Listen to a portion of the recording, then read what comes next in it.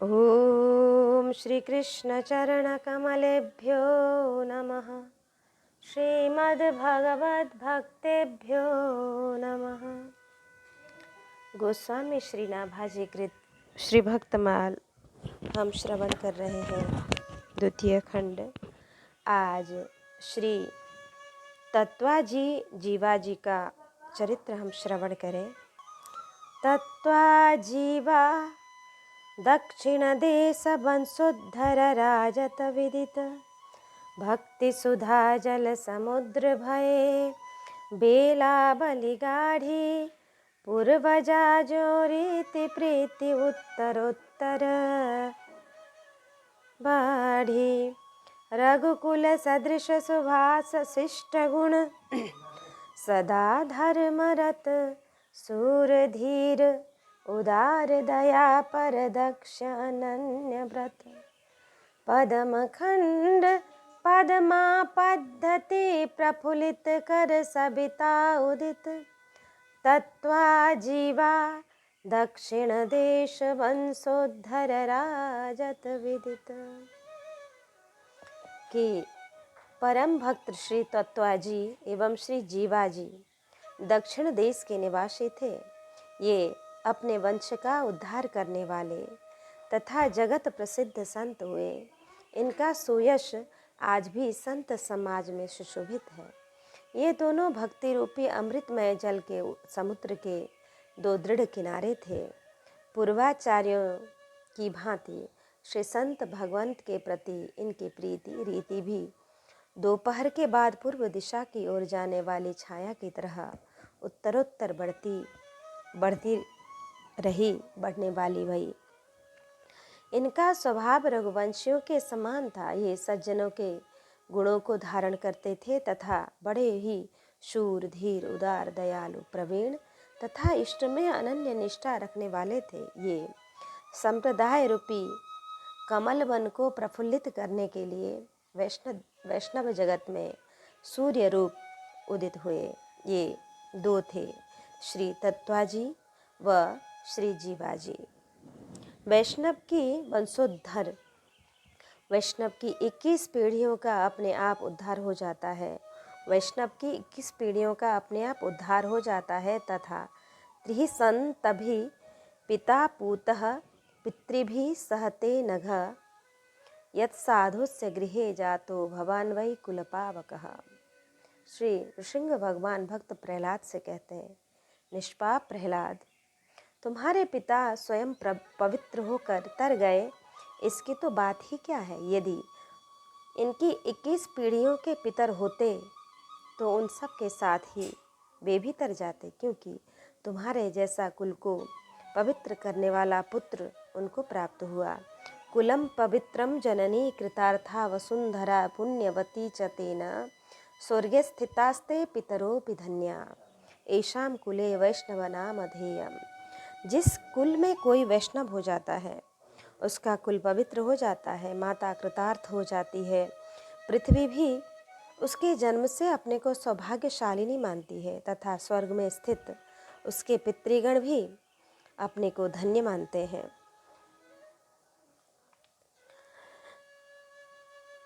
पुनः तावद भ्रमन्ति संसारे पितरः पिंड तत्परा यावत् कुले भक्ति युक्तो सुतो नैव प्रजायते। जब तक कुल में कोई भक्तिमान पुत्र नहीं होता तभी तक पितृगण पिंड की आशा लगाए संसार में भ्रमते रहते हैं।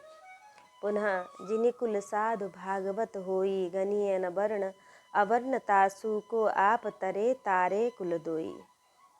पुनः सो धन्य कुल उमा सुनु जगत पूज्य सुपुनीता श्री रघुवीर परायण जेहि नर उपज विनीत।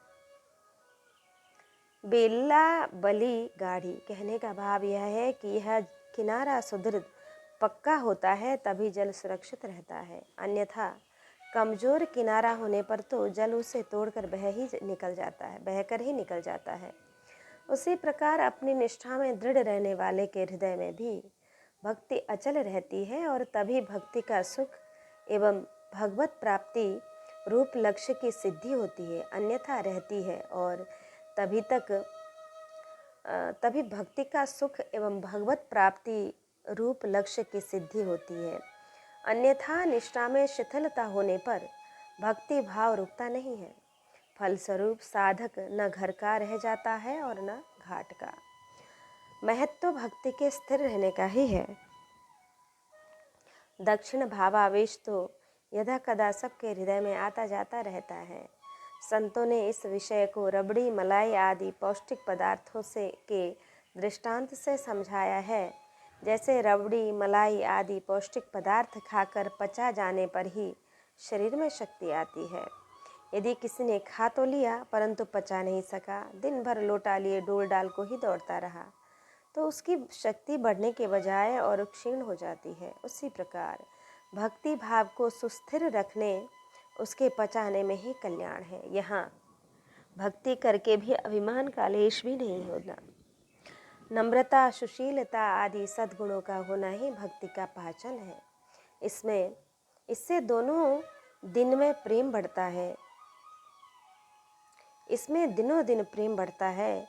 थोड़ी सी भक्ति करके अभिमान बड़ा करना, दूसरे का तिरस्कार करना, वरदान शापादि देना, यह भक्ति का अपच होना है। इससे थोड़े ही दिनों में भक्ति भाव का ह्रास हो जाता है और फिर तो आत्मशक्ति क्षीण होने से, साधन में अरुचि हो जाने से साधक का संभलना बड़ा मुश्किल हो जाता है। अतः अपनी उपासना में दृढ़ होना चाहिए। श्री तत्वा जीवाजी के लिए श्री नाभाजी कहते हैं कि भक्ति सुधा बेला बलि गाढ़ी।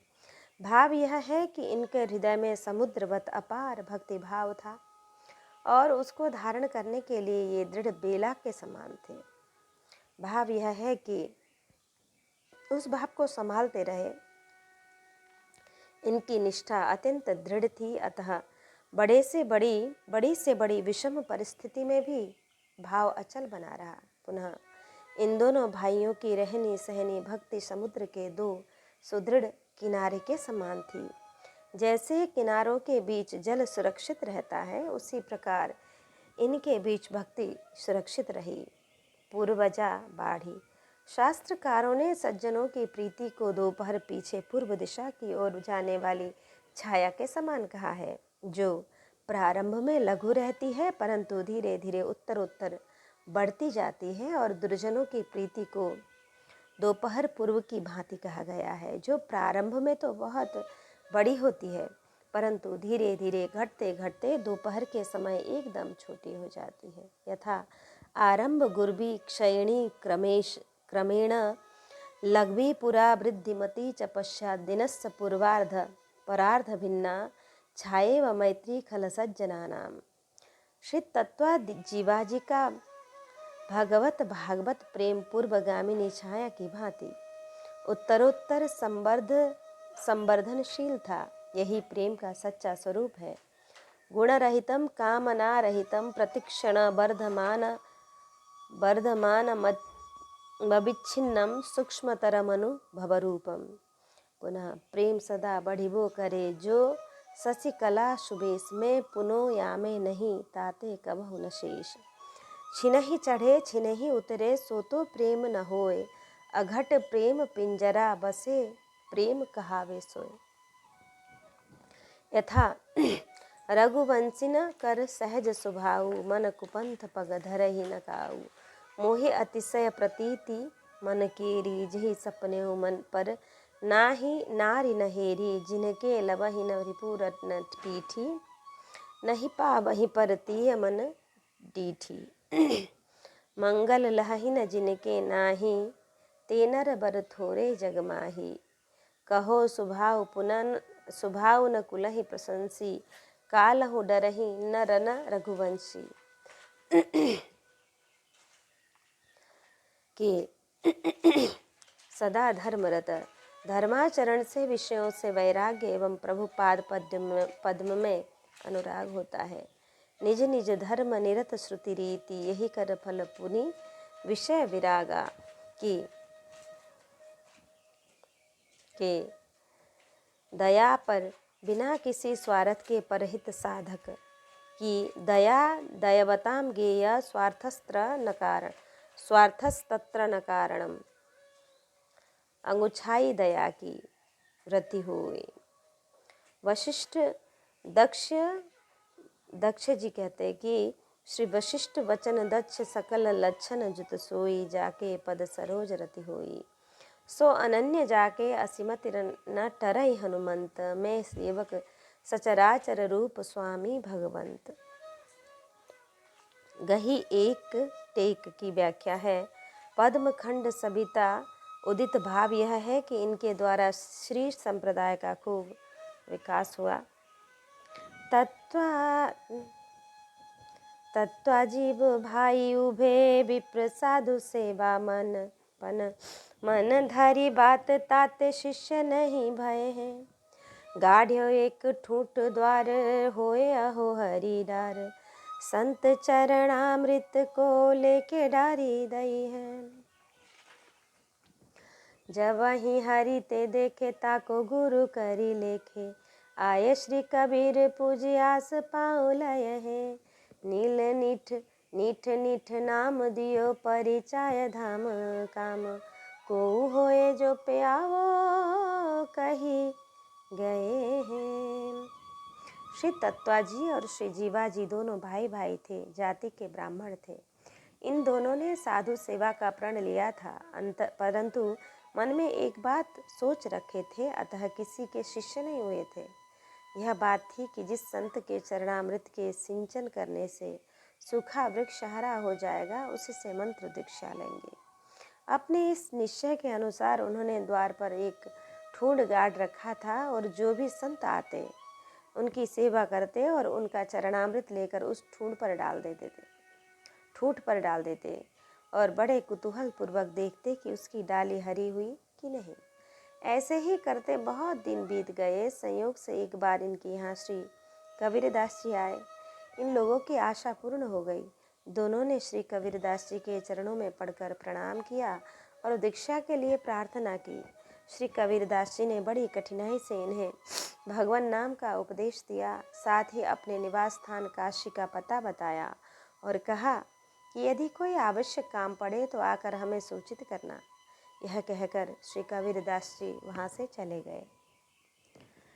धरी बात मन धरी बात, कहावत है कि गुरु कीजे जानकर पानी पीजे छानकर। अतः ये भी मन में निश्चय किए थे कि खूब सोच समझकर किसी सुयोग्य गुरु से मंत्र दीक्षा लेंगे, जिससे कि भाव उत्तरोत्तर बढ़े,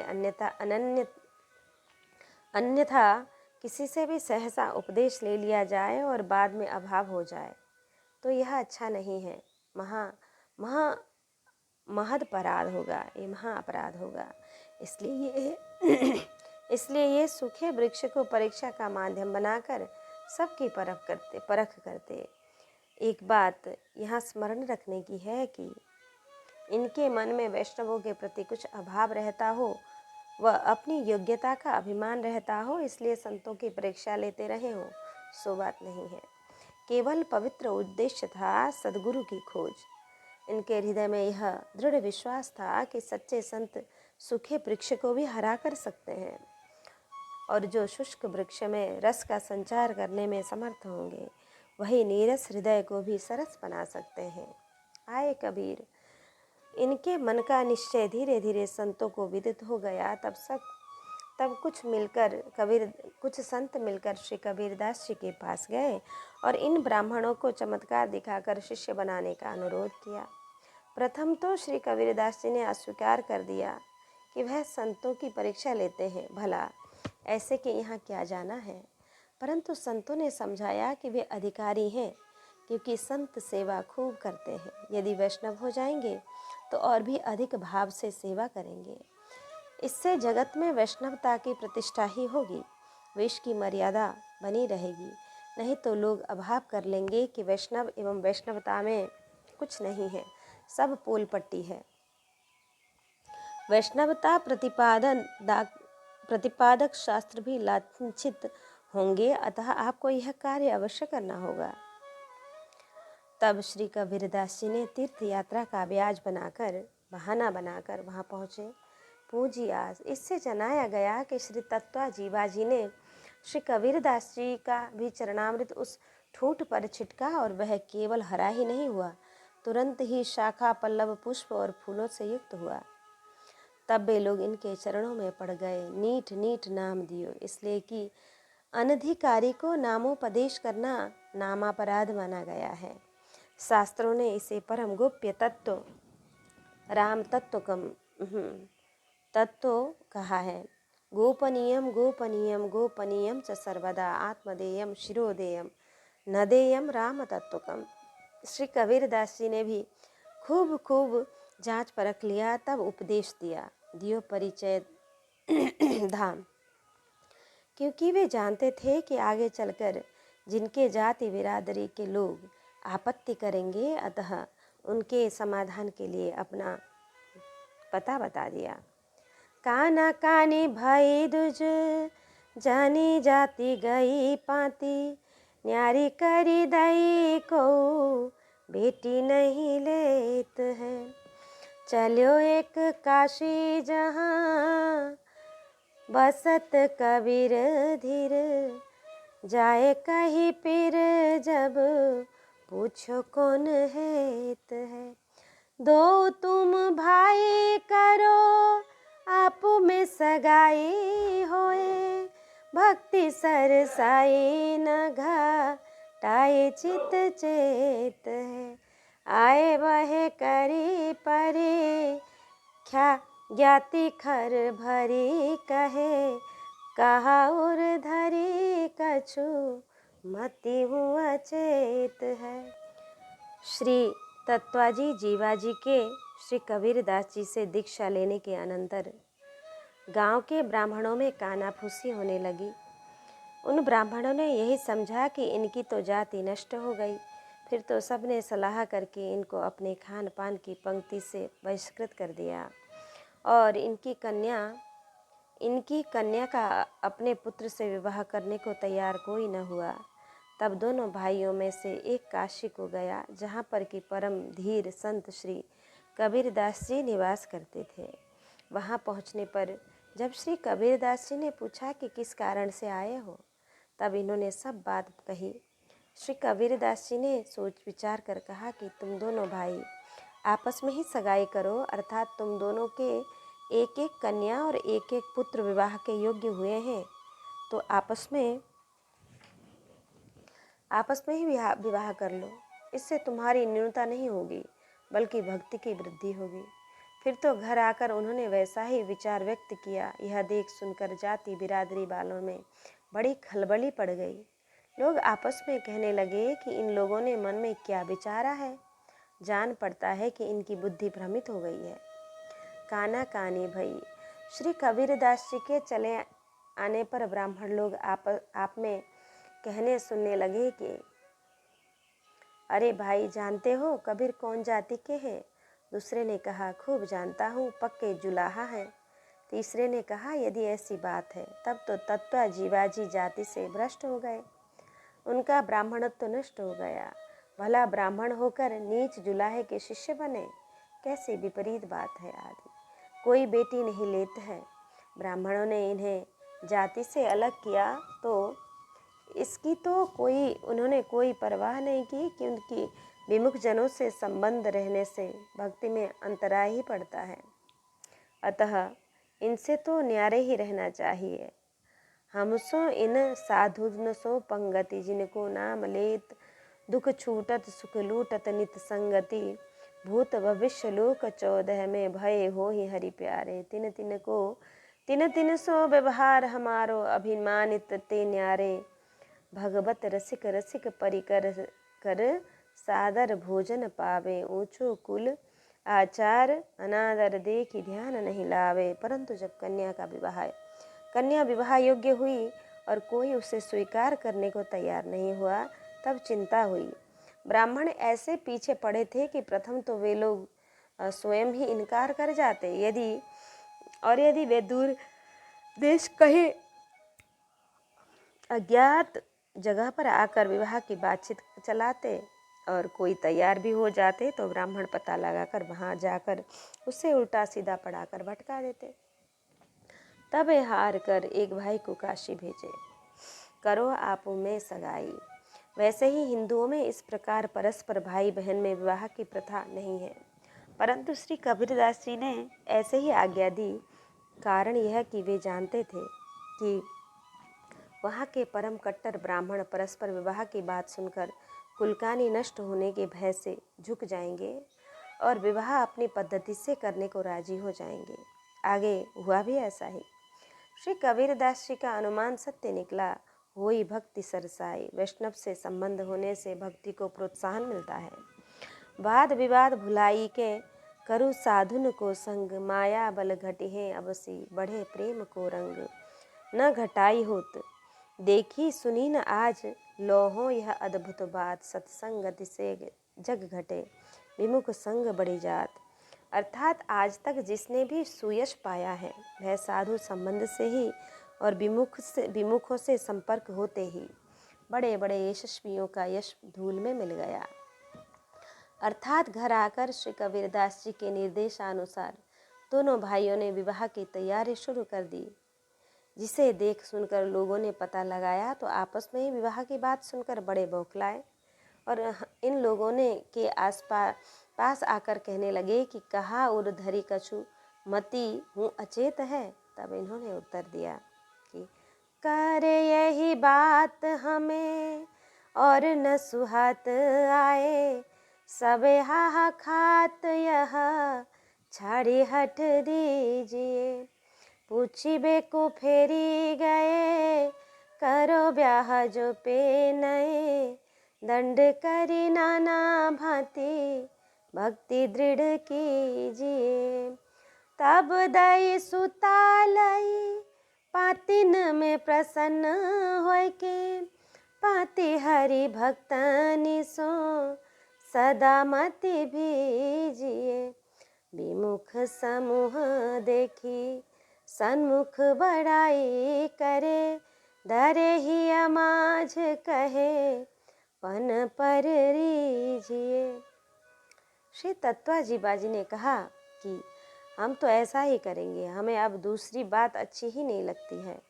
इन लोगों को अपने निश्चय में दृढ़ देखकर जाति बिरादरी के सभी लोग इनके पास आकर हाहा खाकर अनुनय विनय पूर्वक कहने लगे कि आप लोग अपना हट छोड़ दीजिए, हम आपको अपनी पंक्ति में लेने तथा पुत्र और पुत्रियों का अपने कुल गोत्र में विवाह करने के लिए वचन देते हैं। तब एक भाई पुनः श्री कबीरदास जी से पूछने को काशी गए। तब श्री कबीरदास जी ने कहा कि यदि वे झुक रहे हैं तो उन्हें अपनी करनी के लिए अनेक प्रकार से दंडित करो। दंड यह कि प्रतिज्ञा पूर्वक शर्तनामा लिखवाकर सबको भक्ति पथ में दृढ़ कीजिए, फिर वे जैसे कहें वैसा ही विवाह कीजिए। श्री गुरुदेव की आज्ञा अनुसार सभी कुल कुटुंबियों को भक्ति में आरूढ़ करके तब इन्होंने अपनी कन्याएं उन्हें दी और उनकी कन्याओं से अपने पुत्रों का विवाह किया। परंतु ये लोग तो व्यवहारिक दृष्टि से जाति बिरादरी वालों की पंक्ति में मिल जाने पर भी हृदय से हरिभक्ति भक्तों से ही अपना जाति पाति का संबंध रखते थे और उन्हीं के प्रेम में उनकी बुद्धि सदा सराबोर रहती थी। श्री तत्वा जीवाजी की दृढ़ गुरु निष्ठा एवं संतों के प्रति सद्भाव देखकर विमुख लोग भी इनके सन्मुख ही बड़ी बड़ाई करते थे और कहते कि हम लोग आपके दृढ़ प्रण पर रीझ गए हैं और अब हम लोग भी इसी प्रकार का दृढ़ भाव हृदय में धारण करेंगे। श्री तत्वाजी तथा जीवाजी के औदार्य को उद्घाटित करने वाला एक प्रसंग भक्तदाम गुण चित्रणी में इस प्रकार उद्धृत किया गया है कि एक बार एक मौन व्रतधारी संत इनके यहाँ आए। इन्होंने बड़े ही सद्भाव पूर्वक उनकी सेवा की। फिर उन संतों ने इनसे कहा, अपनी इच्छा को प्रकट किया कि मैं अपने मौन व्रत को खोलना चाहता हूँ। व्रत की पूर्णाहुति पर संतों का एक विशाल भंडारा करना चाहता हूँ। इसके लिए 5,000 रुपयों की आवश्यकता है। आप जैसे हो तैसे इसकी व्यवस्था कर दीजिए। परमोद्धार अति उदार श्री तत्वा जीवा जी ने संत की अभिलाषा पूर्ण करने के लिए अपने घर की सारी संपत्ति एवं पत्नी का आभूषण बेचकर 4,000 रुपये एकत्रित किए और 1,000 कर्ज लेकर उन्हें 5,000 सहर्ष 5,000 रुपये सहर्ष बड़े प्रसन्न होकर प्रदान कर दिए। कुछ दिन बाद कन्या की विदाई का अवसर आया। घर में धन के नाम पर एक फूटी कौड़ी भी नहीं थी। भक्त परिवार अत्यंत चिंतित हो उठा कि बिना धन के कैसे लज्जा बचेगी। भक्त की चिंता से भगवान का चित्त चंचल हो उठा। रात्रि में प्रभु ने स्वप्न दिया कि अमुक जगह पर बहुत सा धन भूगर्भ में गड़ा पड़ा है, उससे निकालकर कन्या की विदाई एवं संत सेवा करिए। प्रातःकाल सचमुच जब निर्दिष्ट स्थान पर खोदा गया तो प्रभूत धन प्राप्त हुआ। फिर सब कार्य सानंद संपन्न हुआ। इनकी अनन्य त्याग के संबंध में कथा आई है कि एक बार एक शैव राजा ने श्री शिव जी को संतुष्ट करने के लिए बहुत बड़ा यज्ञ किया और उससे ब्राह्मणों को लाखों रुपए का दान दिया। राजा मंत्री तत्वा जीवाजी की भक्ति से परिचित थे, अतः उसने इनके लिए भी दान देने को राजा को प्रेरित किया। राजा ने इन दोनों भाइयों को बुलाकर बड़ा आदर सम्मान किया और यथा वशिष्ठ लोग लाखों की संपत्ति देनी चाहिए। परंतु परमानंद इन दोनों महाभागवतों ने दो टूक जवाब दिया कि दयो राम को ले ही हम, आश करे न अन्य, लाख लाख सब दे तजी राखे भक्ति अनन्य। उन्होंने कहा कि हम किसी का दिया हुआ नहीं लेते हैं, हम तो भगवान श्री राम का दिया हुआ ही लेते हैं, हम किसी का दिया हुआ अन्न नहीं खाते हैं। इस प्रकार उन्होंने उस राजा को उत्तर दिया। इस प्रकार हमने श्री तत्वाजी और जीवाजी का प्रसंग, उनका सुचरित्र श्रवण किया। आए अब श्रवण करें श्री नित्यानंद जी का चरित्र। आप बलदेव सदा वारुणी सुमत रहे, चाहे मन मानो प्रेम मत ताई चाखिए। सोई नित्यानंद प्रभु महत की देह धरी, भरी सब आने तऊ पुण्य अभिलाखिए। भयो बोझ भारी की हूँ जातन संभारी, तब ठोर ठोर पार्षद माझ धरी राखिए। कहत कहत और सुनत सुनत जाके, भय मत बारे बहु ग्रंथ ताकि साखिए। श्री नित्यानंद जी श्री बलराम जी के अवतार हैं। श्री बलराम जी बारूणी पान कर सदा मतवाले बने रहते थे। एक बार उनके मन में यह विचार उत्पन्न हुआ कि अब प्रेमोन्मत्तता का रस स्वादन करना चाहिए। अतः वही श्री बलराम जी महंत श्री नित्यानंद महाप्रभु जी के रूप में प्रकट हुए। आपके अगाध हृदय में संपूर्ण प्रेम राशि आकर परिपूर्ण रूप से भर गई, परंतु तो भी आपको प्रेम तृष्णा बनी रहती थी। आपका प्रेम ऐसा बढ़ा कि उसका भार आपसे संभलते नहीं बनता था। तब आपने उसे पार्षदों शिष्यों में यथायोग्य यथास्थान स्थापित कर दिया। आपके प्रेम की कथा कहते कहते और सुनते सुनते अनेकों जन प्रेम मतवाले हो गए। अनेकों ग्रंथ इसके साक्षी हैं। आपू बलदेव सेई कृष्ण नवद्वीपे श्री चैतन्य चंद्र, सेई बलराम संग श्री नित्यानंद। अर्थात भगवान श्री कृष्ण ही नवद्वीप में श्री चैतन्य रूप से अवतीर्ण हुए और श्री कृष्ण लीला के सहायक वही श्री बलराम जी श्री नित्यानंद रूप में अवतीर्ण हुए। वारुण्यसो मत रहे, वरुणा प्रेषितः देवी वारुणी भिक्षकोटरात्, पतन्ति तद्वनं सर्वं स्वगन्धेनाद्य वासयत्। तं गन्धं मधुराधाराया वायुनोपहृतं बल, अघ्रायो पगतस्तत्र ललनाभि समं पपहु।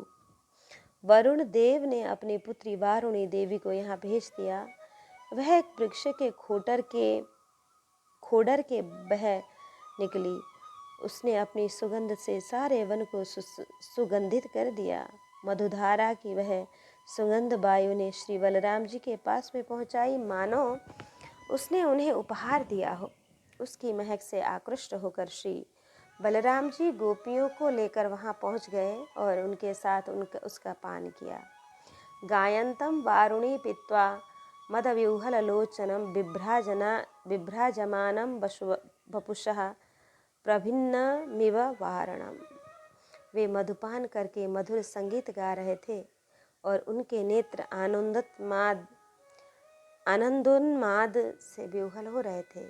उनका शरीर इस प्रकार शोभायमान हो रहा था मानो कोई मदमत्त गजराज हो। प्रेम मत्तताई। मदिरा से अधिक उन्माद प्रेम में होता है। मदिरा का मद तो कुछ घड़ी में शांत हो जाता है, परंतु प्रेम का मद तो हर घड़ी चढ़ा ही रहता है। भूत लगे मदिरा पिए सब काहू सुधि होई, प्रेम सुधा रस जिन पियो तिन न रहे सुधि कोई। प्रेम दीवानों का वर्णन करते हुए श्री सहजो बाई जी कहती हैं, प्रेम दीवाने जे भये मन भे चकनाचूर, छके रहे घूमत रहे सहजो देखी हुजूर। प्रेम दीवाने जे भये कहे बकते बैन, सहजो मुख हासी छुटे कबहु पटके नैन, कबहु टपके नैन। प्रेम दीवाने जे भये जाति वरन गई छूट, सहजो जग बौरा कहे लोग गए सब फूट। प्रेम दीवाने जे भये सहजो डगमग देह, पाँव परे कितको कहूँ हरि संवारी तब लेह। कबहू कबहू हक धक वय रहे प्रेम उठे प्रेम हित गाय, सहजो आँख मूदी रहे कबहू सुधी हो जाए। मन में तो आनंद रहे तन बोरा सब अंग, न काहू के संग है सहजो ना कोई संग। श्री दयाबाई जी का भी ऐसा ही अनुभव है। दया प्रेम उन्मत्त जे तनिकी तनि सुधि नाही, झुके रहे हरि रच थके नेम व्रत माही। प्रेम मगन जो साधु जन तिन गति कहीं न जात, रोए रोए गावत हंसत दया अटपटी बात। प्रेम मगन गदगद वचन पुलक रोम सब अंग, पुलक रहो मन रूप में दया न होए चित भंग। बाबा मलुकदास जी भी यही कहते हैं, प्यारे तेरा मैं दीदार दीवाना, घड़ी घड़ी तुझे देखा चाहूँ सुनसा हब रहमाना। हूँ अलमस्त खबर नहीं तन की, पिया प्रेम पियाला ठाठ ठाठ होऊं तो गिर गिर पड़ता तेरे रंग मतवाला। पुनः दर्द दीवाने बाबुरे अलमस्त फकीरा, एक अकीदा ले रहे ऐसे मन धीरा। प्रेम पियाला पीबते बिसरे सब साथी, आठ पहर ज्यों झूमते ज्यों माता हाथी। उनकी नजर न आवते कोई राजा रंक, बंधन तोड़ी मोह के फिरते निःशंक। श्री तुलसीदास जी ने भी प्रेमोन्मत्त श्री सुतीक्ष्ण जी की भाव दशा का वर्णन करते हुए इसी तथ्य को पुष्ट किया।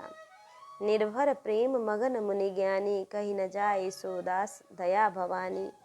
दिशि और विदिश पंथ नहीं सूझा, दिशि और विदिश पंथ नहीं सूझा, कोमे चले कहाँ नहीं बूझा। कबहु कफिरी पाछे पुनिय जाई, कबहु का नृत्य करें गुण गाई। महाकवि देव एवं ब्रजगोपिका प्रेमोन्माद वर्णन करते हुए लिखते हैं, जब ते कुंवर कान रावरी कला निधान, कान परिबाके कहूँ सूजन कहानी सी। तब ही ते देव देखी देवता सी हंसती सी, खींचती सी रीझती सी रुसती रिसानी सी। लोही सी छली सी छीनी लीनी सी, छकी सी छीन चकी सी टकी सी लगी थकी, थहरान सी विधि सी। बधी सी विषबूझी सी विमोहित सी, बैठा वह बकती बिलोकति बिकानी सी। भारतेंदु बाबू श्री हरिश्चंद्र ने भी इसी भाव को इस प्रकार प्रकट किया। भूली सी भ्रमी सी चौकी जकी सी, थकी सी गोपी दुखी सी रहित, कछु नाहि सुधि देह की। मोही सी लुभाई कछु मोदक सी खाए सदा, बिसरी सी रहे नेकु खबर न गेह की। रिस भरी रहे कबहू फूली न समाति अंग, हंसी हंसी कहे बात अधिक उमेह की। पूछे ते खिसानी होए उत्तर न आवे ताही, जानी हम जानी है निशानिया स्नेह की। बड़े बड़े ज्ञानी विज्ञानी इस प्रेमोन्मत्तता की लालसा करते हैं, तब पुनि अभिलाखिए। प्रेम का यही स्वरूप है कि इसमें तृप्ति का अनुभव नहीं होता, नित नभ नभ अनुराग की आकांक्षा बनी रहती है। श्री राम प्रेम का साकार विग्रह श्री भरतलाल जी श्री तीर्थराज जी से यहाँ यह वरदान मांगते हैं कि सीता राम चरण रति मोरे, अनुदित बढ़ो अनुग्रह तोरे। इस पर एक दृष्टांत है श्री सुखदेव जी का, पूर्वार्ध में हम श्रवण कर चुके हैं। कहत कहत भय मत वारे। प्रेमियों का चरित्र कहने सुनने से प्रेम की प्राप्ति होती है। भरत चकित करी नेम तुलसी, जे सादर सुनहि। सिया राम पद प्रेम अवसि होए भव, रस बिरति बहु ग्रंथ जैसे श्री चैतन्य चरितामृत, श्री चैतन्य भागवत, श्री चैतन्य मंगल, श्री चैतन्य चंद्रोदय आदि नाटक। श्री नित्यानंद जी महाप्रभु जी का प्रादुर्भाव शाक के संबत 1395 माघ शुक्ल त्रयोदशी को बंगाल प्रांत के वीरभूमि जिले में एक वाचा नामक एक छोटे से गांव में हुआ था। पिता का नाम हाडाई ओझा एवं माता का नाम पद्मावती देवी था। बालक नित्यानंद की विद्युत वर्णा गौर कांति बड़ी ही जन मनमोहिनी थी। 5 साल की अवस्था में विद्यारंभ कराया गया। कुशाग्र बुद्धि होने से अत्यंत अल्प काल में ही संस्कृत व्याकरण तथा साहित्य का सम्यक बोध हो गया। बचपन में इन्हें खेल कूद बहुत प्रिय था, परंतु इनके खेल साधारण प्राकृतिक बालकों की भांति नहीं होते थे। ये तो खेल में भी श्री राम कृष्ण की ही लीला का अभिनय करते। लीला अभिनय काल में इन्हें भावावेश हो जाता। एक बार ये श्री राम लीला में श्री लक्ष्मण शक्ति का अभिनय कर रहे थे। स्वयं लक्ष्मण बने हुए थे। मेघनाथ की शक्ति लगने से बेहोश होकर पृथ्वी पर गिर पड़े। एक बालक हनुमान बना हुआ संजीवनी लाने के लिए भेजा गया, परंतु वह बालक अबोध था, अतः अपना लीला विनय भूलकर घर चला गया। जब बहुत देर होने लगी तो लोग इन्हें जगाने लगे, परंतु ये तो सचमुच मूर्छित थे। जगे तो कैसे जगे? अनुभवी लोगों ने इनकी नाड़ी देखी तो वह बहुत मंद मंद चल रही थी। तब तो समाज में बड़ी खलबली पड़ी। इनके माता पिता भी इनकी मूर्छा सुनकर दौड़े आए और इनकी दशा देखकर माथा पीट पीट कर रोने लगे। इतने में जो बालक श्री राम जी का अभिनय करते हुए अपनी गोद में इनका सिर लेकर रुदन कर रहा था, उसे याद आई कि हनुमान जी संजीवनी लेकर नहीं आए। फिर तो तत्काल श्री हनुमान जी का अभिनय करने वाले बालक को बुलाया गया। वह संजीवनी लेकर आया। इन्हें संजीवनी सुंघाई गई। ये तुरंत उठ बैठे। अपने अलौकिक रूप एवं गुणों से अपने पिता माता को अत्यंत प्रिय थे ये। एक बार इनके घर पर श्री शंकरारण्य नाम के सन्यासी आए। वस्तुतः ये श्री गौरांग महाप्रभु जी के ज्येष्ठ भ्राता विश्वरूप जी थे। संन्यास लेने पर उनका श्री शंकरारण्य नाम पड़ा था। पंडित हाडाई ओझा जी बड़े साधु से भी थे, अतः उन्होंने इन नवागत सन्यासी जी की खूब सेवा की। कई दिन तक वहाँ रहने के अनंतर जब सन्यासी जी ने जाने को कहा तो उन्होंने पंडित हाडाई ओझा से एकांत में कहा कि मैं सभी तीर्थों की यात्रा करना चाहता हूँ। इसके लिए मुझे एक साथी की आवश्यकता है। आपका यह पुत्र नित्यानंद मुझे बड़ा होनहार लग रहा है, अतः आप अपने इस पुत्र को मुझे दे दो। इससे इसका भी कल्याण होगा और मेरा भी काम बन जाएगा। यह सुनकर श्री हाडाई की वही दशा हुई जो दशा श्री दशरथ जी की थी।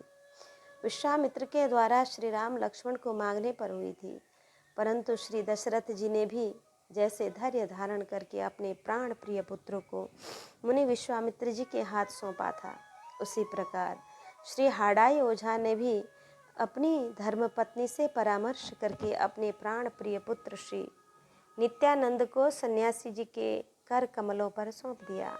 श्री शंकरारण्य जी ने इनको साथ लेकर भारत के सभी तीर्थों का परिभ्रमण किया। इसी यात्रा के सिलसिले में इनका श्री मनमाधवेंद्रपुरी जी से साक्षात्कार हुआ। उनसे इन्होंने श्री कृष्ण भक्ति की शिक्षा दीक्षा प्राप्त की। एक दिन श्री शंकरारण्य जी ने श्री नित्यानंद जी को अपने से अभिन्न समझकर आलिंगन के बहाने से अपने स्वरूप को श्री नित्यानंद जी के स्वरूप में लीन कर दिया। वस्तुतस्तु श्री विश्वरूप जी एवं श्री नित्यानंद जी दोनों ही श्री बलराम जी के ही अवतार माने जाते हैं, अतः दोनों एक रूप हो गए। इनके बाद तो श्री नित्यानंद जी की दशा और ही हो गई। ये हमेशा प्रेमोन्मद में मत रहने लगे। प्रेमोन्माद में उन्मत्त भये श्री नित्यानंद जी श्री कृष्ण को ढूंढते ढूंढते श्री वृंदावन आए।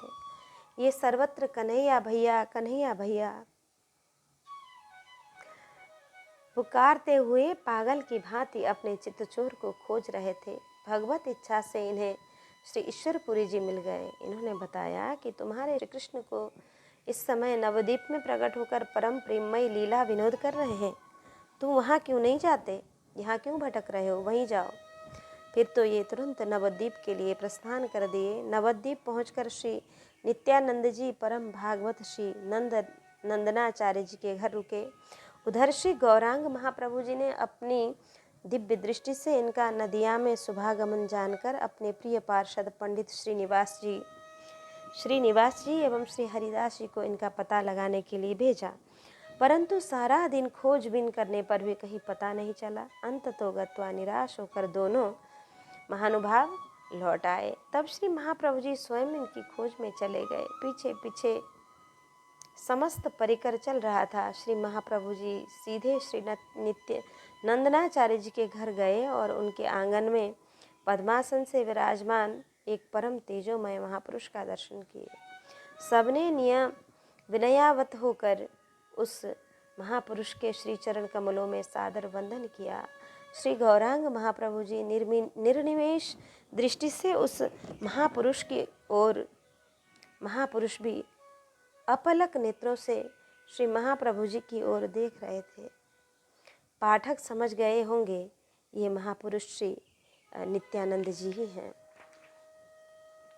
श्री नित्यानंद जी के प्रेम को प्रकाशित करने की इच्छा से श्री महाप्रभु जी ने श्री व्यास पंडित से श्रीमद् भागवत दशम स्कंद के बरहा पिडम नटवर बपुः श्लोक को उच्च स्वर से गायन करने को कहा। इस श्लोक को सुनते ही श्री नित्यानंद जी हुंकार मारकर मूर्छित होकर पृथ्वी पर गिर पड़े। श्री महाप्रभु जी के संकेत पर श्रीनिवास जी ने पुनः पुनः इस श्लोक का गायन किया। श्री नित्यानंद जी की मूर्छा भंग हुई तो प्रेमोन्मत्त होकर नृत्य करने लगे। श्री महाप्रभु जी ने इन्हें अपनी गोद में ले लिया। जब ये कुछ प्रकृतिस्थ हुए तो श्री महाप्रभु जी ने अत्यंत दीनता पूर्वक कहा, श्रीपाद आज आपका दर्शन करके हम लोग धन्य हुए। आपकी यह अहेतु की कृपा ही हम दीन जनों के लिए परम संबल है। निश्चय ही आज हम लोगों के किसी महान पुण्य का उदय हुआ है।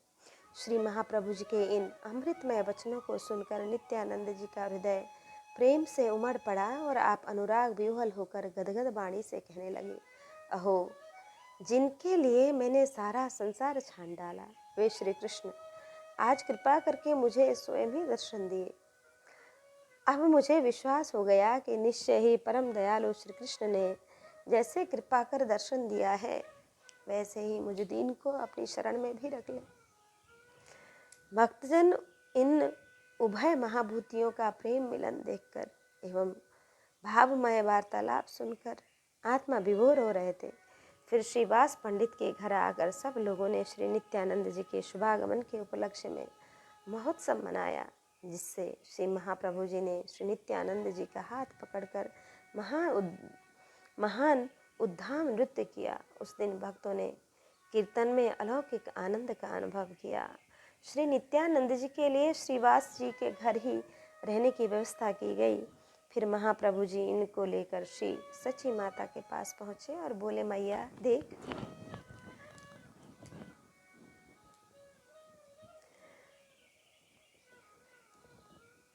तेरा विश्व रूप लौट आया जिसके लिए तू रात दिन रोया करती थी।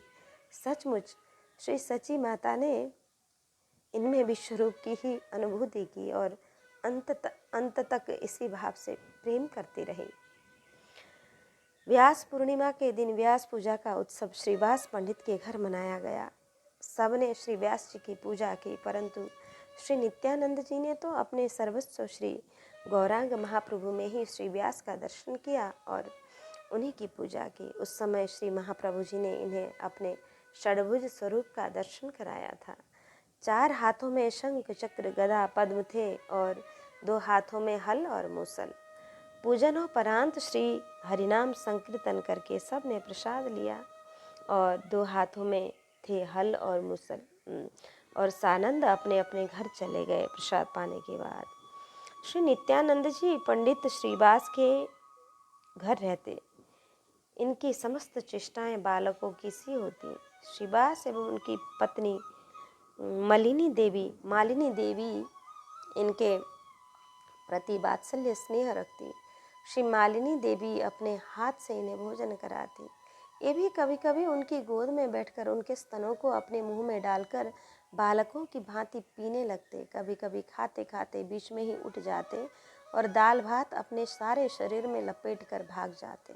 ऐसे ही अनेक चरित्र करते। एक दिन श्री महाप्रभु जी ने श्रीवास जी की प्रेम परीक्षा लेने के लिए उनसे एकांत में कहा, पंडित जी, श्री नित्यानंद जी का कुल गोत्र कुछ मालूम नहीं है। आचरण भी इनका अवधूतों का सा है, अतः इनको घर में रखना उचित नहीं है। श्रीवास जी ने हाथ जोड़कर दृढ़ता के स्वर में कहा, प्रभु,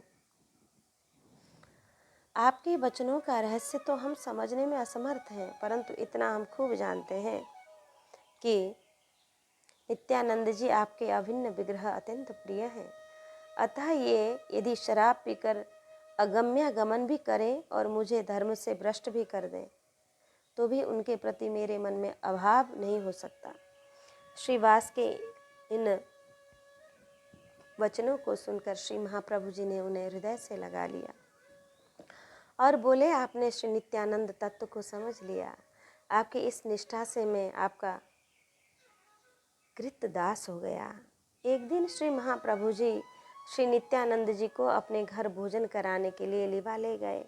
श्री सची माता ने अनेक व्यंजन बनाए। श्री निताई और निमाई को अपने हाथ से परोसकर भोजन कराते हुए माता सची को वैसा ही आनंद अनुभव हो रहा था जैसे श्री कृष्ण बलराम को भोजन कराते समय माता यशोदा आनंदित होती थी। श्री नित्यानंद जी ने वहाँ भी श्री महाप्रभु जी के लाख मना करने पर भी बहुत चंचलता की। खाते खाते दोनों आपस में उलझ गए। श्री नित्यानंद जी श्री महाप्रभु जी के थाल का प्रसाद मुट्ठी में भरकर खाना चाहते थे। माता सची इनका बाल विनोद देखकर बहुत प्रसन्न होती। एक दिन तो श्री नित्यानंद जी नंग धड़ंग होकर श्री महाप्रभु जी के घर पहुँचे। उस समय उनकी अद्भुत स्थिति हो रही थी। हुंकारते हुए तांडव नृत्य कर रहे थे। श्री महाप्रभु जी इनकी महाभाव दशा को पहचान कर सभी भक्तों को बुलाकर दर्शन कराया एवं उनकी चरण पूजा कर सबको चरणामृत दिया तथा स्वयं भी पान करते हुए बोले, श्रीपाद चरणामृत पान से आज हम धन्य हुए हैं। फिर होश आने पर इन्होंने सची माता से भोजन मांगा। सची माता ने इन्हें खाने को मिठाई दी। ऐसे ही नित्य प्रति अनेक लीलाएं होती रहती। श्री महाप्रभु जी ने नवद्वीप में घर घर में श्री हरिनाम प्रचार का कार्य इन्हें और श्री हरिदास को सौंपा था। इनके प्रचार के प्रभाव से यत्र तत्र सर्वत्र आबाल वृद्ध नर नारी सभी लोग नाम धुनी में मग्न दिखाई पड़ने लगे। महाक्रूर कर्मा पापाचार की पराकाष्ठा जगाई। जगन्नाथ और मधाई माधव को भी भक्ति दान देकर श्री नित्यानंद जी ने अपने अगणित गति दायन विरत को चरितार्थ किया। जगाई और मधाई नवाब की और नदिया से कोतवाल नियुक्त किए गए थे। वे जाति के तो ब्राह्मण थे, परंतु अपने अत्याचार से श्री हिरण्यकश्यपु, रावण और कंस को भी मात करते थे। जगत उनको अत्यंत घृणा की दृष्टि से देखता था, परंतु श्री नित्यानंद जी को उन पर दया आई। आपका मन उनके उद्धार के लिए आकुल हो उठा। फिर तो एक दिन रात्रि के समय आप उनके उद्धार का शुभ संकल्प कर उधर से ही निकले जिधर इन नर राक्षसों का पड़ा पड़ा हुआ था। उन्हें देखकर उन दुष्टों ने टोका, तुम कौन हो, कहाँ जाते हो? इन्होंने मधुर स्वर में कहा, भैया मुझे पूछकर क्या करोगे, मैं तो अवधूत हूँ, तुम लोग तो श्री कृष्ण कहो। कृष्ण भजो लेहु कृष्ण नाम, कृष्ण माता कृष्ण पिता कृष्ण धन प्राण। यह सुनकर मधाई चिढ़ गया और उस दुष्ट ने पास में पड़े हुए एक घड़े के टुकड़े को उठाकर श्री नित्यानंद जी के सिर में जोर से मारा। मस्तक से रक्त की धारा बह चली, सारा शरीर खून से भीग गया। इतने पर भी ये उनके ऊपर दया करके रो रो कर प्रभु से प्रार्थना करने लगे, दयामय प्रभु अब तो इनका उद्धार कीजिए, मुझे अपनी चोट की किंचित परवाह नहीं है।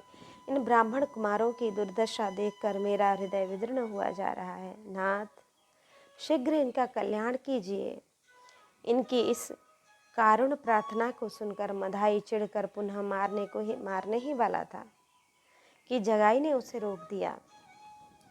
किसी ने यह वृत्तांत जाकर श्री महाप्रभु जी को सुना दिया। श्री महाप्रभु जी तत्काल घटना स्थल पर पहुँचे। श्री नित्यानंद जी के सिर से बहते हुए रक्त प्रवाह को देखकर श्री महाप्रभु जी का खून खौलने लगा। वे क्रोधाभिभूत होकर दुष्टों का संहार करने के लिए हुंकार मारते हुए चक्र सुदर्शन का आवाहन करने लगे।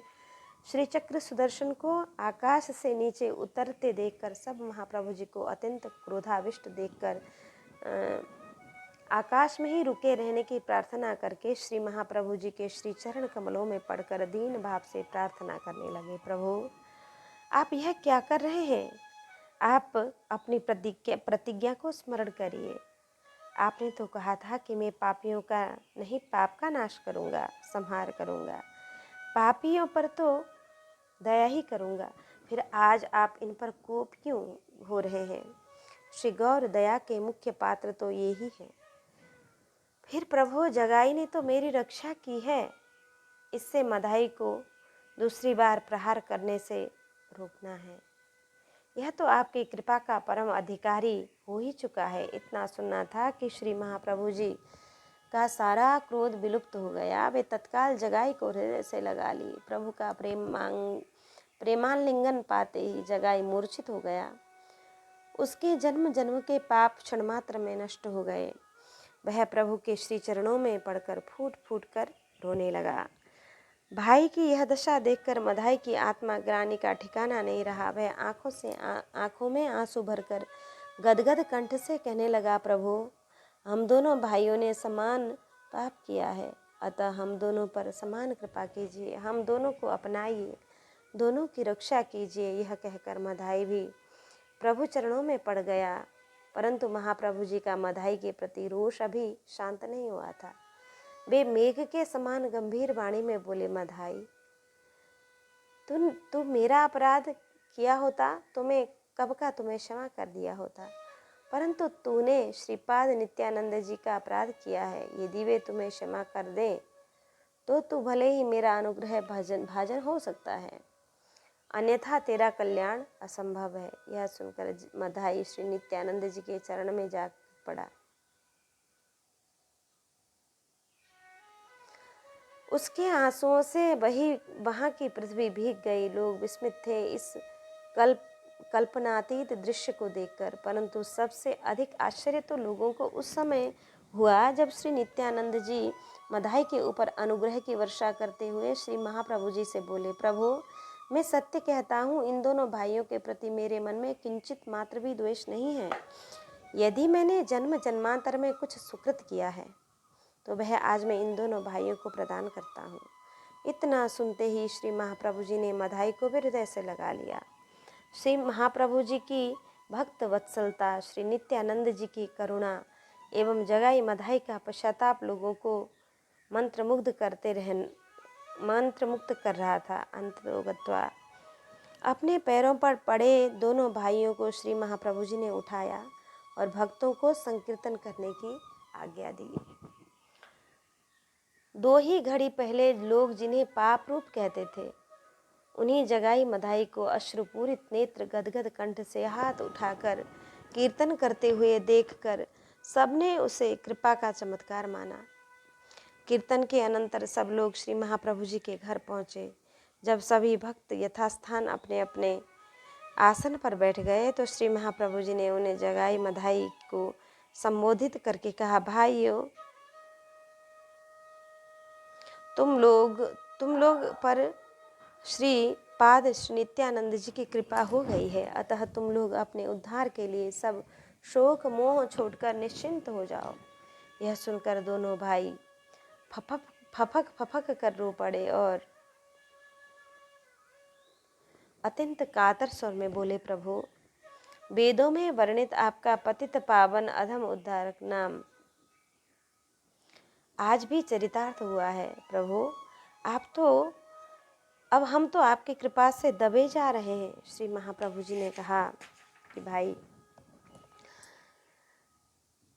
भक्तों की पद वंदना एवं उनकी चरण धूलि सिर पर धारण करने का आदेश दिया महाप्रभु जी ने। जगाई मधाई ने पृथक पृथक सबकी वंदना की और उनकी चरण रज सिर पर धारण की। सबने उन्हें भक्ति का आशीर्वाद दिया। तदंतर महाप्रभु जी ने उनके चित्त को शांति प्रदान करने के लिए एक और लीला की। यद्यपि उस समय रात्रि हो चली थी, परंतु गर्मी का समय था, अतः महाप्रभु जी ने सबको गंगा स्नान के लिए चलने का आदेश दिया। परंतु गर्मी फिर क्या था, नगर के सहस्त्रों लोग कीर्तन करते हुए स्नानार्थ चल पड़े। अद्भुत दृश्य था वह, जो जैसे ही तैसे ही उठी धावती बाल वृद्ध कह संगन लावही। गंगा की धारा में पहुंचकर श्री महाप्रभु जी ने जगाई मधाई से कहा, तुम दोनों हाथों में गंगा जल लेकर अपने समस्त पाप आज मुझे संकल्प कर दो। यह सुनकर दोनों भाई महाप्रभु जी के चरण पर पकड़कर फूट फूट कर रोने लगे। इनकी हिचकियां बंध गई और वे अत्यंत कातर स्वर में बोले, प्रभु, हम पामर इतनी कृपा को सहन नहीं कर सकेंगे। संसार हमें थूकेगा कि जिनके चरणों में तुलसी पुष्प चढ़ाना चाहिए उन्होंने अपने पाप पुंजार्पण किए। अतः प्रभु, हमसे यह काम नहीं हो सकता है। तब श्री नित्यानंद जी ने उन्हें श्री महाप्रभु जी की महामहिमा समझाई। तब वे जैसे तैसे पाप संकल्प करने को उद्यत हुए। उन्होंने रोते रोते अपने पाप प्रभु को समर्पण किए। करुणा का कैसा लोकोत्तर अपूर्व आदर्श है। श्री महाप्रभु जी ने सहर्ष हाथ फैलाकर उनके पापों को स्वीकार किया और बोले, आज से तुम लोग परम वैष्णव हो गए।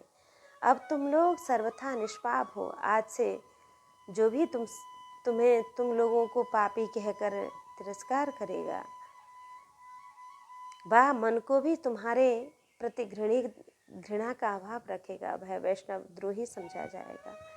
यह कहकर प्रभु ने उन्हें पुनः गले से लगा लिया। कहते हैं कि बहुत से अंतरंग परिकरों ने अनुभव किया कि पाप को ग्रहण करते ही श्री महाप्रभु जी का गौर वर्ण किंचित श्याम सा प्रतीत होने लगा, पुनः पूर्ववत हो गए। ऐसे पाप राशि थे वे, परंतु श्री महाप्रभु जी की असीम अद्वैत अहेतु की करुणा ने उनका भी उद्धार कर दिया। दोनों भाई जगाई मदाई का शेष जीवन बड़ा ही भक्तिमय रहा। मधाई तो श्री नित्यानंद जी के आदेश से श्री गंगा जी का एक सुंदर घाट बनवाकर वहीं झोपड़ी डालकर रहने लगा। वहाँ जो भी स्नान करने आता वह सबकी चरण वंदन करता, अपने अपराधों के लिए क्षमा याचना करता और निरंतर नाम रटता था। नवद्वीप में मधाई घाट आज भी प्रसिद्ध है। इस प्रकार श्री नित्यानंद जी ने अनेकों अधमों का उद्धार किया। जब श्री महाप्रभु जी श्री जगन्नाथपुरी में निवास करने लगे तो श्री गौड़ देश में नाम प्रचार का कार्य श्री नित्यानंद जी को ही सौंपे थे। आगे चलकर श्री नित्यानंद जी ने श्री महाप्रभु जी के आदेशों से विधि पूर्वक गृहस्थाश्रम को स्वीकार किया। आपके श्री वसुधा एवं जानवी नाम की 2 पत्नियां थीं। श्री वसुधा जी के गर्भ से श्री वीरचंद्र नाम के एक सुपुत्र हुए और आगे चलकर वैष्णव पादाचार्य पर प्रतिष्ठित हुए। इस प्रकार हमने श्री नित्यानंद जी का भक्तिमय प्रसंग श्रवण